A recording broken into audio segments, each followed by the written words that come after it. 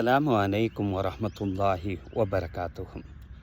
அல்லாஹு சுப்ஹானஹு வ தஆலா சூரத் ஆல இம்ரான் 97வது வசனத்தில் இவ்வாறு சொல்றான், வலில்லாஹி அலன்னாஸி ஹஜ்ஜுல் பைத்தி மன் இஸ்ததாஅ இலைஹி சபீலா. அல்லாஹ்னுடைய பாதையில் ஹஜ்ஜு செய்வதற்கு யார் எல்லா விதமான சக்தியும் பெற்றிருக்கிறார்களோ அத்தகைய ஒவ்வொரு மனிதர்களின் மீது ஹஜ்ஜு செய்வது கடமை என்று இந்த வசனத்தில் இறைவன் குறிப்பிடுகிறான். நம்ம ஏதாவது இந்த தொழுகைக்கு போகிறதுக்காண்டி ஏதாவது ஒரு சாக்கு போக்கு சொல்லி அந்த தொழுகையை விடுவது மாதிரி ஹஜ்ஜு செய்யக்கூடிய அந்த சூழ்நிலைக்கும் ஏதாவது ஒரு காரணத்தை சொல்லி நம்ம காலத்தை தள்ளி போட்டுக்கொண்டே இருக்கிறோம். அவ்வாறு தள்ளி போடுவதனுடைய விளைவை நபிகள் நாயகம் ஸல்லல்லாஹு அலைஹி வஸல்லம் அவங்க இவ்வாறு சொல்கிறாங்க. அலி இப்னு அபி தாலிப் ரலியல்லாஹு தஆலா அன்ஹு அவங்க அறிவிக்கக்கூடிய இந்த ஹதீஸு ஜாமியு திர்மிதியில் பதிவு செய்யப்பட்டிருக்கு.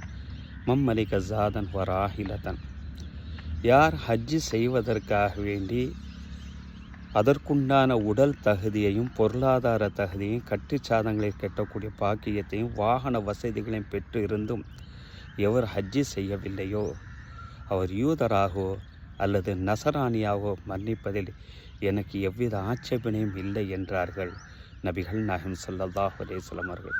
எப்படிப்பட்ட ஒரு வார்த்தை! நமக்கு தகுதி வந்துவிட்டது என்றால் உடனடியாக ஹஜ்ஜு செய்வோம்.